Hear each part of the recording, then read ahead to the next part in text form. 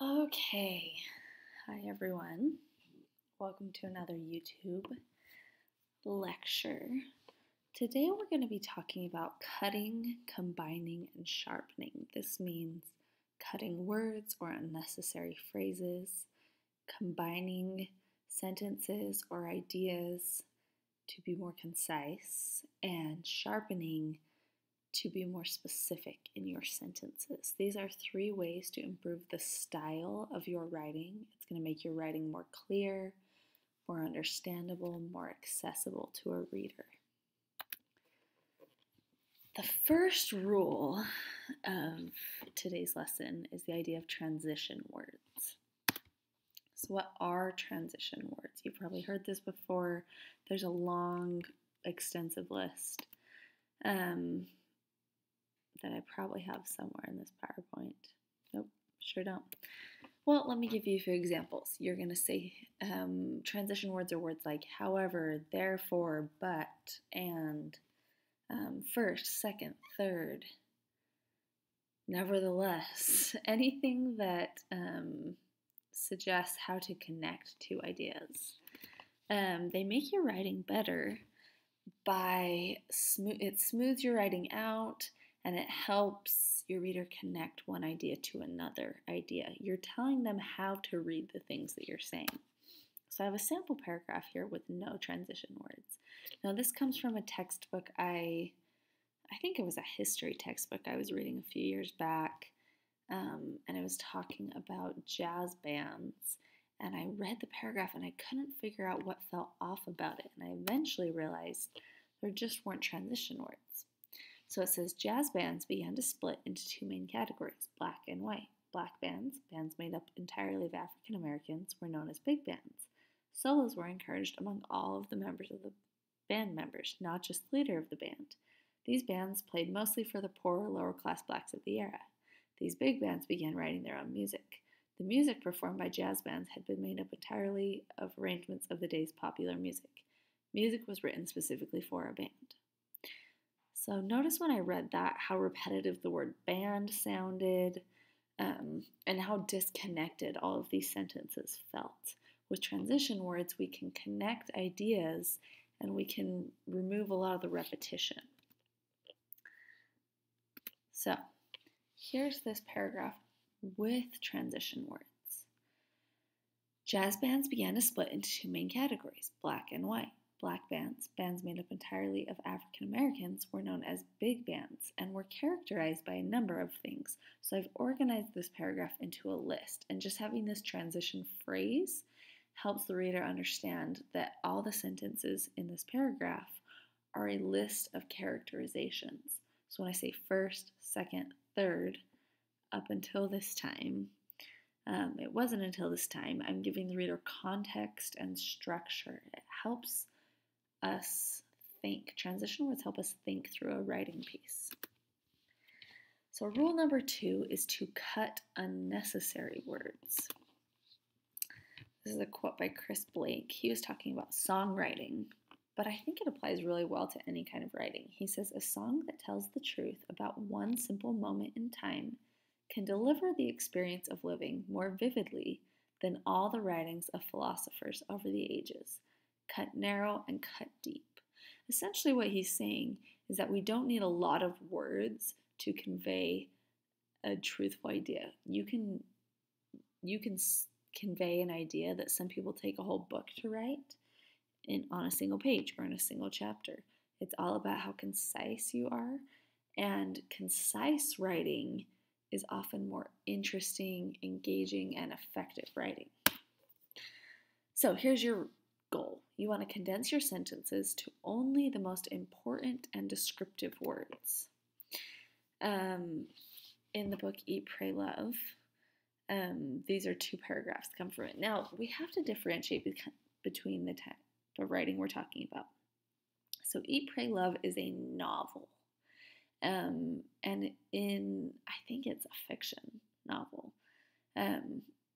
In novel writing, fiction writing, it's okay to be a little bit flowery with your language, and these paragraphs are pretty flowery.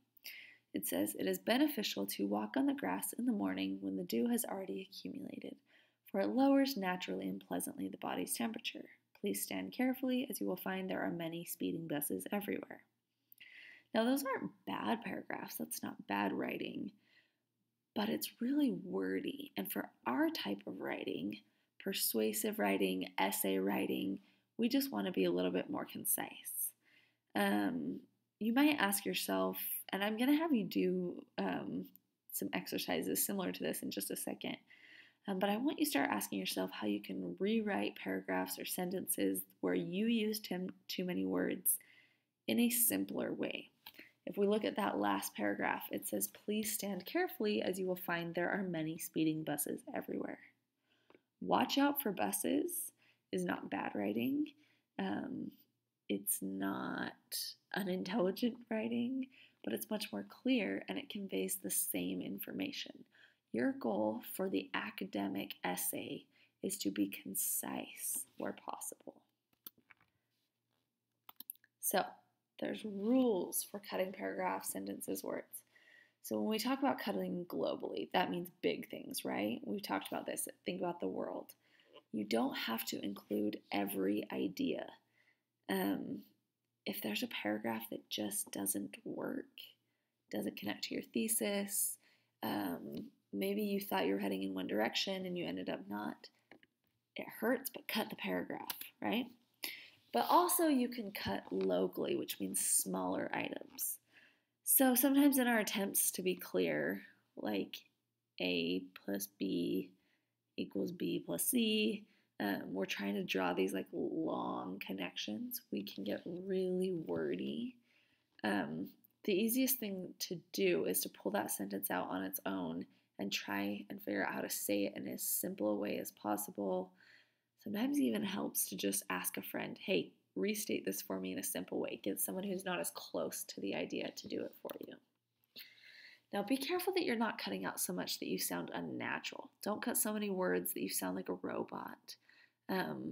The amount of words isn't what matters. What matters is if the words are doing anything when they're there. So here's what you're going to do for the rest of this assignment. When you click Submit Assignment on this assignment submission form, it opens up a little text box for you. You've done this in the last assignment that you did. I'm going to ask you to write some sentences, and anytime I ask you to do that, you can go ahead and pause this video and rewrite your sentence in that assignment submission form. So open it up in a new tab or whatever you need to do. You can do bullet points or numbered, whatever. I'm not really that worried about it. You don't need to rewrite the original sentence. Just write your corrected version in there. And once you've completed the video and received all the instruction, then you can go ahead and submit it. So we are going to practice cutting words. Now, before I pull this up, all these sentences come from actual student papers. So these might be things you are doing in your writing. So, during the guest speaker's lecture, the students were distracted, looking in such places as the internet and communicating through instant messaging and email. I'm going to help you out a little bit with this first one, so don't pause the video just yet. What you want to do here is you want to ask yourself what words are totally unnecessary first. So, the thing that stands out to me is looking in such places as. There's a lot of words there. It seems like there has to be a simpler way for me to say that. Maybe I could say by. The students were distracted by the internet. A second thing you want to look at is if there's a list of some kind, consider just using commas instead of lots of words to split things up. So, distracted by the internet, instant messaging, and email. You can tell this is an old student example if it has instant messaging on there. So go ahead and pause this video, rewrite it using some of those tips. Okay, here's a second one. I want you to practice cutting words. This is from a real student example. In these movies, actors such as Taylor Lautner are frequently shown taking their shirt off throughout the movie. When parts like this in the movie happen, screams from girls are common.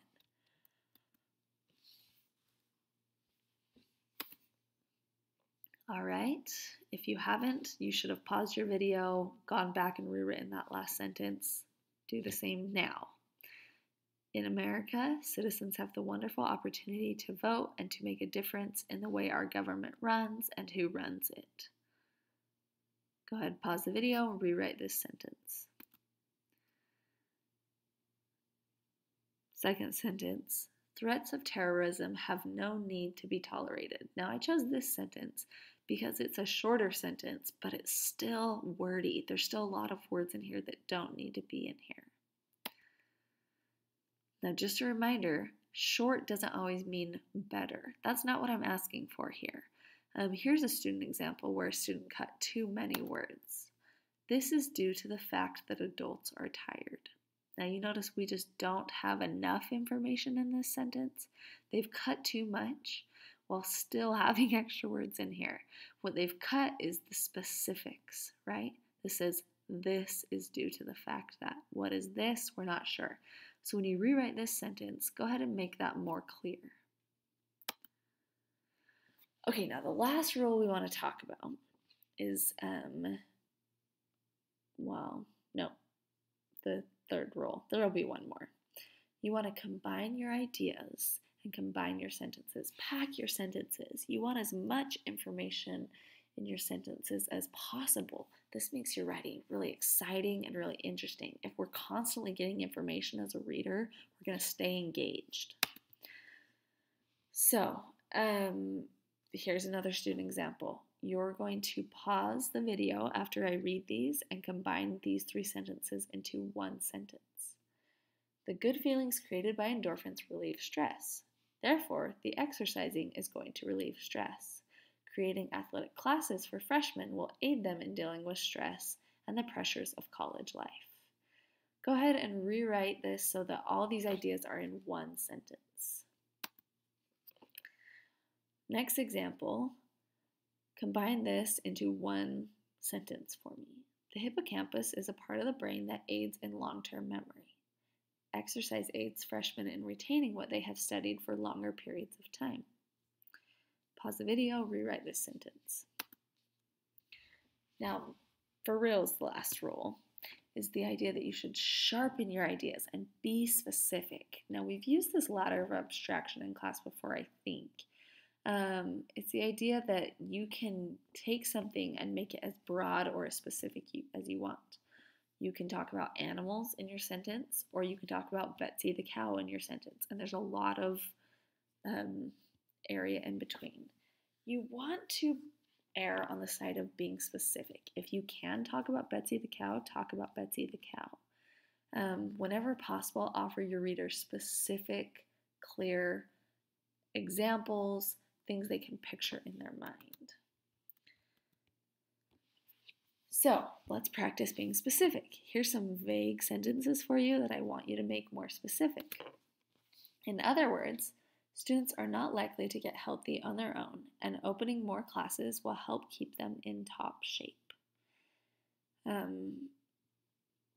Get healthy is pretty vague here. And more classes, I'm not sure what kind of classes we're talking about. I'd like to see you clarify getting healthy, what we mean by that, what we mean by more classes. Students might even be vague. What kind of students are we talking about? If you can be specific, be specific. We're going to do one final sentence combining practice because this is something I really want you to learn. I have a series of sentences here. He was a minister's son. His name was Nathaniel Cole. He was born in Montgomery. Montgomery is in Alabama. He grew up in Chicago. Combine all of these ideas into one main sentence.